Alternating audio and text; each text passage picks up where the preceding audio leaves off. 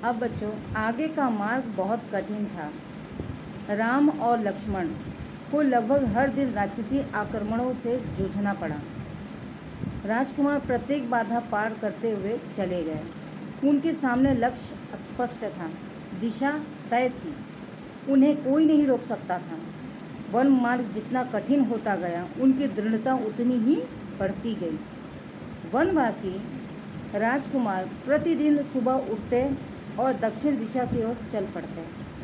एक दिन यात्रा के प्रारंभ में ही एक विशालकाय राक्षस ने उन पर आक्रमण कर दिया और उसका नाम था कबंध। कबंध देखने में बहुत डरावना था। मोटे मांसपिंड जैसा, गर्दन नहीं थी, एक आंख थी, दांत बाहर निकले हुए, जीभ सांप की तरह लंबी और लपलपाती हुई। अर्थात बच्चों, यहाँ पर अब आगे का मार्ग बच्चों कठिन था, बहुत ही जटिल था, क्योंकि जैसे जैसे वो आगे के मार्ग में बढ़ते जाते हैं, राम और लक्ष्मण को लगभग हर दिन राक्षसी आक्रमणों से, यानी जिस यात्रा के लिए वो निकल चुके थे, तो दक्षिण दिशा की तरफ जब भी वो बढ़ते जाते आगे, तो काफ़ी हर एक दिन उनको राक्षसों से युद्ध करना पड़ता था। लेकिन चूंकि अब उन्होंने अपना लक्ष्य निश्चित कर लिया था, और एक जब आदमी का लक्ष्य निश्चित होता है तो उस तरफ कितनी भी बाधाएं आएँ, वो रुकता नहीं बच्चों, वो आगे बढ़ता जाता है।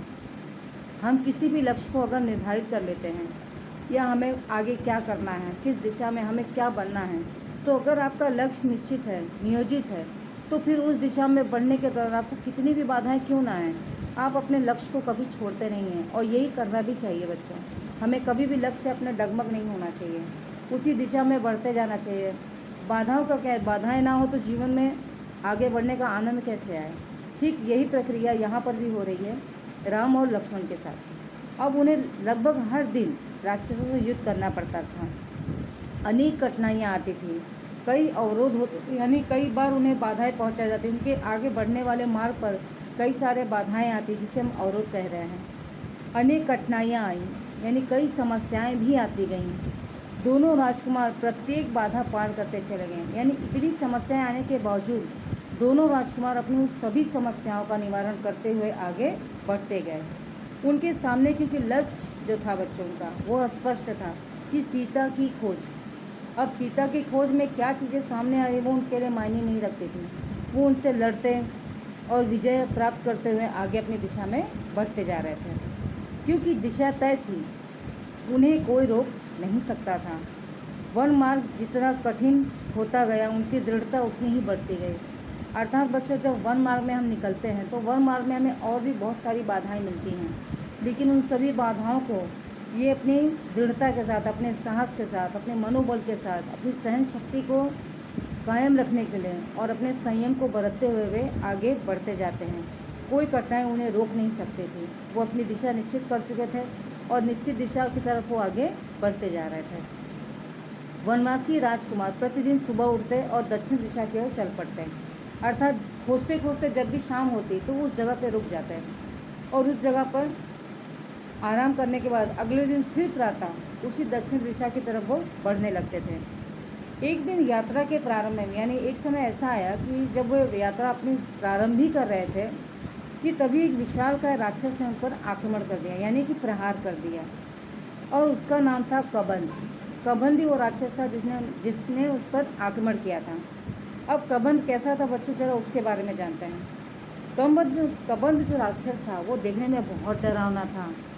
डरावना इसलिए था क्योंकि मोटे मांसपिंड, यानी उसकी जो काया थी, जो शरीर था, वो शरीर में मांस के जो टुकड़े थे, यानी जो मांस से शरीर हमारा खड़ा रहता है, वो मोटे मोटे थे। यानी कि एक राक्षस की जो, जैसे हम राक्षस को देखते हैं कि उसके 2 हाथ, लंबे लंबे दांत, इस तरह थे ना, इसकी गर्दन ही नहीं थी। लेकिन ये बहुत देखने में डरावना लग रहा था और उस मोटे मोटे मांसपिंडों की वजह से वो एक जगह पर ही बैठा हुआ था, किंतु उसकी गर्दन ना होने के बावजूद उसकी एक ही आँख थी, दांत बाहर निकले हुए थे और जीभ सांप की तरह थी। वे भी, और जीभ कैसी थी, लंबी सी और लपलपाती हुई। यानी कि अगर जीभ राक्षसों की लंबी रहेगी तो जाहिर सी बात है लपलपाएगी, उसे तो भूख तो लगती है ना, तो भूख लगने के लिए अपने आहार को वो अपनी जीभ से खींच के खाता रहा होगा, और इसी दौरान वो राम और लक्ष्मण पे आक्रमण कर देता है। अब आगे देखते हैं बच्चों। राम लक्ष्मण को देखते ही कबंध प्रसन्न हो गया।